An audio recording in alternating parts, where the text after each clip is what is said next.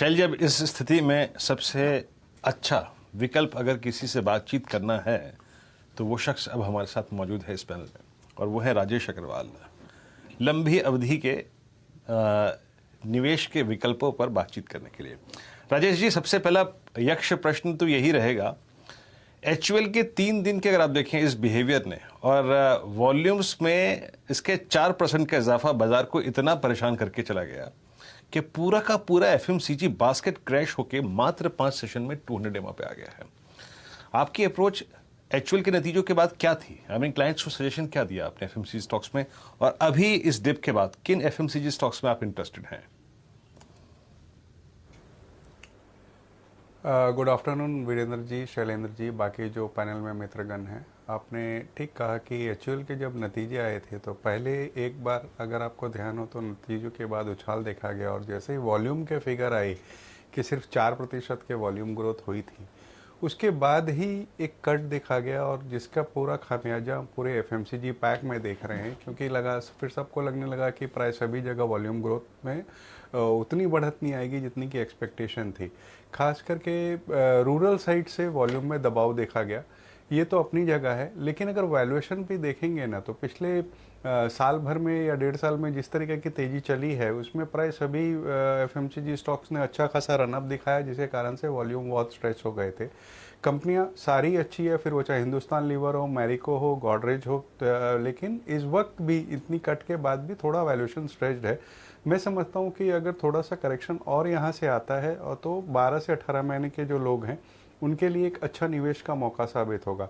लेकिन साथ में मैं ये जोड़ना चाहूँगा कि इस सारी हलचल में अगर आप देखो तो आईटीसी एक ऐसी एफएमसीजी की कंपनी है जो आज भी 10-12 के पी पे ट्रेड कर रही है, कि वनस्पत के दूसरे दिग्गज जो 80 से 100 की पी पे ट्रेड कर रहे हैं। तो आपको वैल्यूएशन का बहुत बड़ा गैप है। डिविडेंड यील्ड अच्छी है एफएमसीजी में, वहाँ भी बढ़त बनी हुई है बहुत अच्छी तरीक़े से, और वैल्यूएशन बहुत ही सस्ते हैं। बावजूद इसके कि अगर देखा जाए तो पिछले कुछ दिनों में ही 200 के रेंज में चलता था, ऊपर में 260 होकर के आया और अब 240 में है। मैं समझता हूँ यहाँ पर भी अगर लंबी अवधि के कोई निवेशक हो तो बिल्कुल यहाँ खरीदारी करनी चाहिए एफएमसीजी में।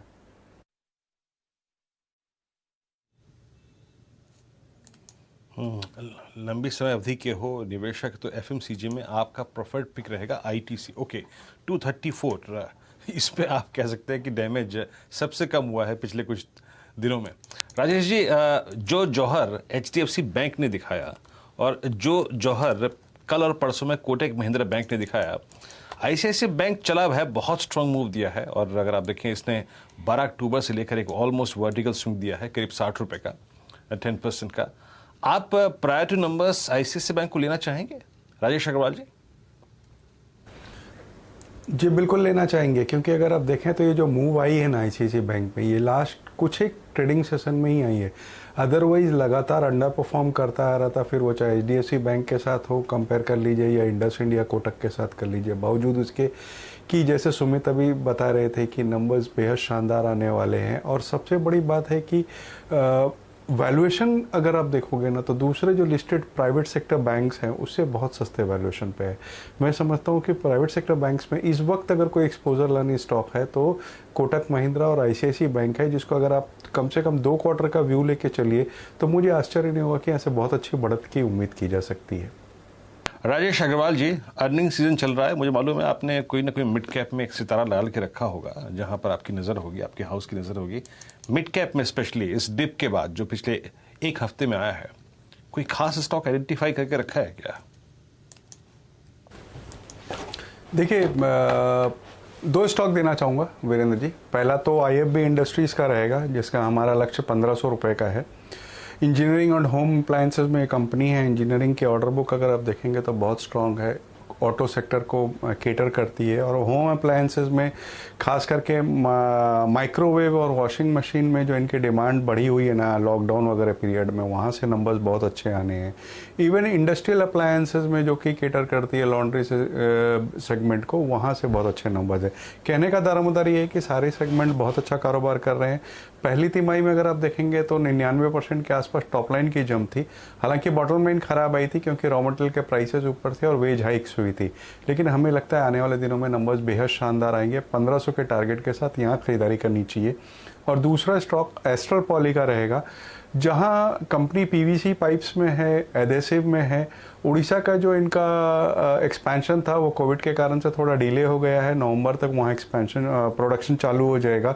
और हाल ही में इन्होंने ऐसी अनाउंसमेंट करी है कि ये लोग सैनिटरी वगैरह वगैरह में भी जा रहे हैं। अब जिस तरीके की रियल स्टेट में आप डिमांड देख रहे हो तो जाहिर सी बात है कि जो रियल स्टेट एंसिलरी कंपनी है सैनिटरी वेयर पाइप्स वगैरह की, उनको सीधा सीधा फ़ायदा पहुंचने वाला है। मैं समझता हूँ कि एस्टर पॉली में बहुत छोटी अवधि की बात की जाए तो 2400 रुपये के टारगेट के साथ इसमें खरीदारी करनी चाहिए। वीडियो में आगे बढ़े उससे पहले मैं आपको एक इम्पॉर्टेंट इन्फॉर्मेशन देना चाहूंगी। मार्केट में हमें कब शेयर बेचना, कब खरीदना, ये हम लोगों को बिल्कुल भी पता नहीं होता, इसलिए हमें बहुत ही ज्यादा लॉस होता है। इससे आसानी से बचने का उपाय जो है वो मैंने सर्च किया। एक किताब आई है जिसका नाम है simple logic for share market, जिसके राइटर हैं शिवराज माथुरे। इसमें किसी भी तरीके की किसी फाइनेंस की पढ़ाई के बिना सिर्फ लॉजिक के बेस पर करोड़ों कमाना सिखाया है। ये किताब मैंने भी पढ़ी, मुझे ये जबरदस्त लगी। आपको भी ये जरूर पढ़नी चाहिए। ये सिर्फ 49 रुपीज की है, अमेजोन पर अवेलेबल है, हिंदी और इंग्लिश दोनों में है। ये एक ई बुक है जिसे हम फोन पर भी पढ़ सकते हैं या फिर किताब का नाम या फिर लेखक का नाम अमेजोन पर सर्च कर सकते हैं। इस बुक की जो लिंक है वो वीडियो के डिस्क्रिप्शन में है, तो आप इस बुक को जरूर परचेस कीजिएगा। ये आपके लिए बहुत ही ज्यादा हेल्पफुल रहेगी शेयर मार्केट से पैसा कमाने के लिए। साहब लेके आइए चोलामंडलम इन्वेस्टमेंट एंड फाइनेंस। गाबा साहब का ये पसंदीदा काउंटर रहा है और यहाँ पर आज सुबह मयूरेश जोशी साहब ने भी आपको एक राय दी थी, इसको आप अपने पोर्टफोलियो में जोड़ें, क्योंकि इकलौता निफ्टी का फाइनेंशियल सर्विसेज इंडेक्स ही ऐसा है जो आपको मजबूती में ट्रेड करता हुआ दिखे, इसलिए एनबीएफसी स्पेस की चहक बहुत ही ज़बरदस्त है। Cholamandalam investment finance 60845। एक बार गाबा साहब से इस काउंटर पर राय लेते हैं और फिर राजेश अग्रवाल साहब इस काउंटर की खूबियां आपको बखान करते हुए दिखेंगे। प्रकाश जी डालिए प्रकाश। चोला फाइनेंस मुझे अच्छा लगता है क्योंकि उसका स्ट्रक्चर बढ़िया है और बहुत ही स्ट्रॉन्ग सपोर्ट जोन करीब 590 के आसपास है। हाँ, 3 दिन 4 अप मूव मिलता है, फिर साइडवेज मूव मिलता है, अप मूव मिलता है, फिर साइडवेज मूव मिलता है, लेकिन स्ट्रेंथ तो है। थोड़ा वक्त दीजिए, 640 आप देखेंगे चोला फाइनेंस में। राजेश अग्रवाल साहब, कुछ ऐसी खासियत चोलामंडलम इन्वेस्टमेंट फाइनेंस की जो आपको पसंद आती हो? सर सबसे बड़ी खासियत तो यही है कि मैनेजमेंट बहुत अच्छा है, स्ट्रॉन्ग ग्रुप को बिलोंग करती है, कॉर्पोरेट गवर्नेंस का कोई मुद्दा नहीं है और जिस तरीक़ा से धीरे धीरे इकोनॉमी वापस पटरी पर आती जा रही है, मुझे लगता है कि न केवल चोलामंडलम बल्कि दूसरी जो एनबीएफसी कंपनियां हैं, जैसे कि दिग्गज नाम की बात की जाए तो एचडीएफसी लिमिटेड, बजाज फिनसर्व, ऐसी कंपनियां बहुत अच्छा रनअप देंगी।